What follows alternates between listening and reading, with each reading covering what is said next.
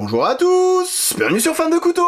Aujourd'hui, je vous présente une nouvelle marque sur la chaîne. Presque une nouvelle marque d'ailleurs, la marque Superlative avec ce modèle Piranha. Alors pour tout vous dire, c'est pas le modèle qui m'emballe le plus parmi les modèles de la marque Superlative. Je vous montre quelques photos des couteaux qui me plaisent tout particulièrement chez Superlative, et puis après on va quand même malgré tout décrire un petit peu ce couteau, le fait qu'on soit sur un système, une ouverture latérale par glissement. Ça fonctionne avec un petit aimant aux terres rares, et oui, rien que ça.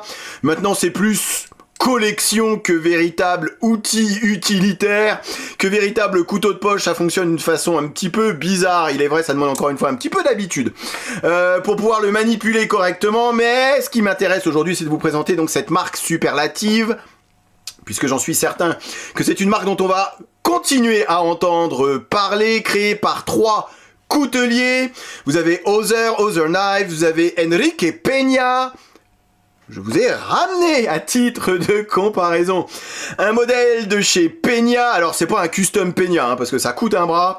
Il s'agit d'un modèle de X Series, donc ça veut dire c'est un couteau de production, c'est fabriqué en Chine par la firme Reate, tout comme d'ailleurs les couteaux de la marque Superlative.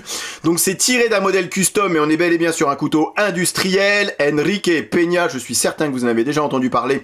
J'adore ce couteau modèle Mula que je ne vous ai pas encore présenté sur la chaîne, ça ne serait tardé. Enfin je dis ça, à chaque fois je dis ça ne serait tardé, et finalement vous attendez tous la vidéo et ça vient jamais. J'ai quand même pas mal de choses à vous montrer tout le temps. Et le troisième larron, le troisième coutelier, c'est Garcia Knives, d'après ce que j'ai compris.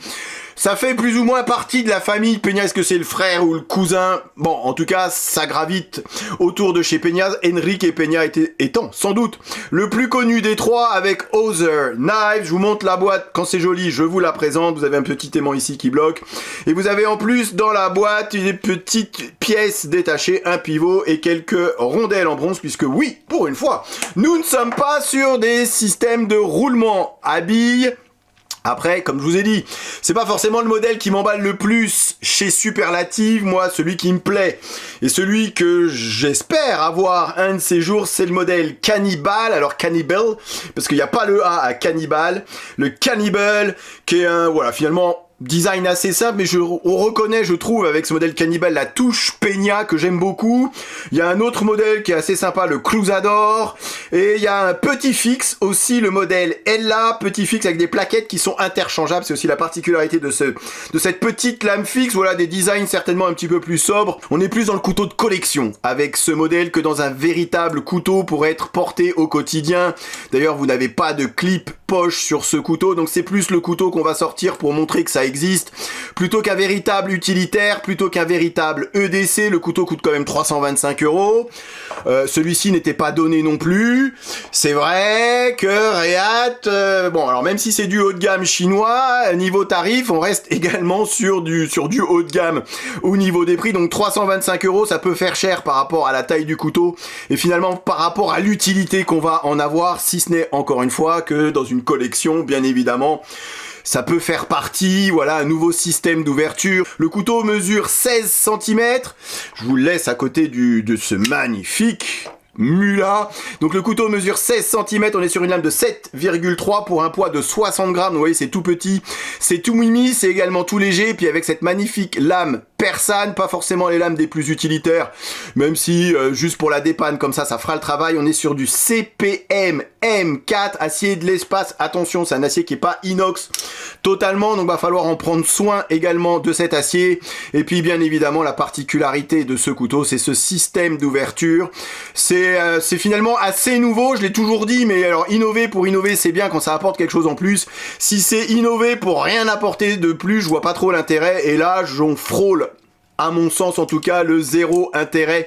Encore une fois, en termes de couteaux utilitaires, si c'est pour la collection, allez-y, vous connaissez la qualité des couteaux Reate, vous connaissez la qualité des matériaux, on est sur du titane, ici insert en micarta, il existe le même avec un insert en Ultem, le CPM M4, un excellent acier, les finitions, encore une fois, les assemblages, c'est allez, je veux dire, c'est presque parfait sur ce modèle, puisque j'ai un petit souci au niveau du jeu haut et bas, j'en reviens dessus dans 2 petites secondes, mais je vous montre, finalement, je laisse, je traîne, mais je vous montre comment ça fonctionne.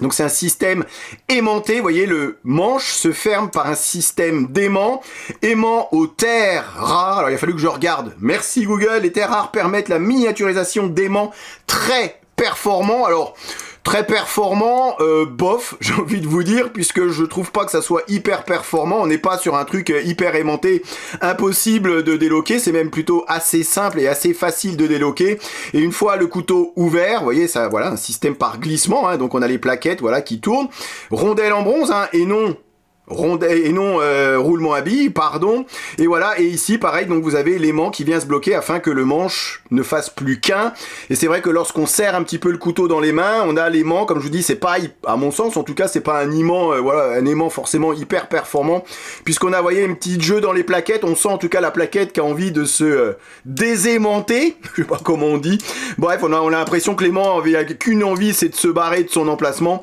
donc je trouve pas que ça soit forcément un aimant des plus costauds. Après, niveau forme du manche, tout en courbure, c'est plutôt pas mal, on a plutôt une bonne prise en main malgré la petite taille du couteau, et puis on retrouve cette forme de lame un peu inversée à la forme d'un couteau pical, qui est, voilà, c'est un style de couteau.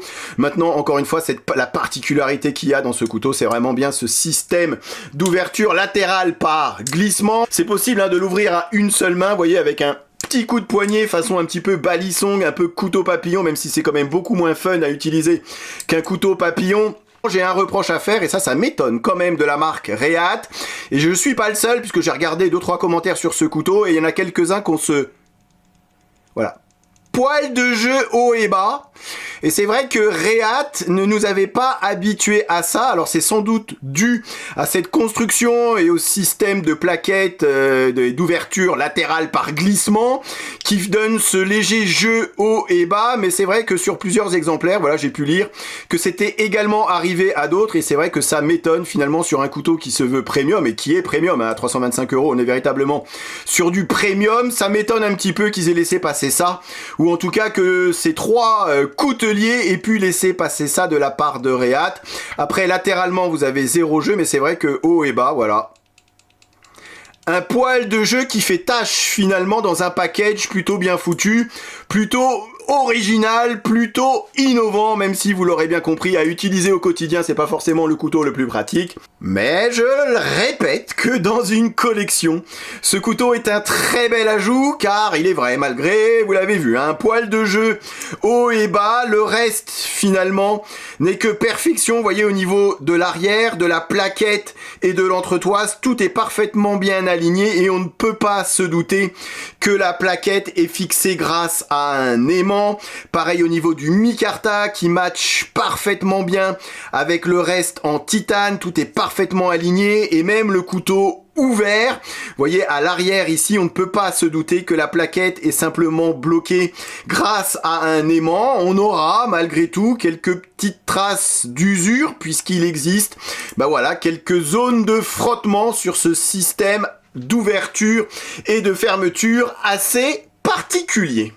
Souvenez-vous bien de cette marque superlative, même si ici vous l'aurez compris, ce modèle Piranha c'est pas forcément le modèle dont je suis le plus fan, loin de là. Moi c'est Cannibal, c'est le petit Ella, et je suis certain qu'on entendra parler de cette marque très prochainement sur la chaîne. Allez, je vais m'arrêter là, c'était votre petite vidéo de pré-week-end, je vous remercie de l'avoir regardé, et bien évidemment je vous dis à très bientôt sur Fan de Couteau.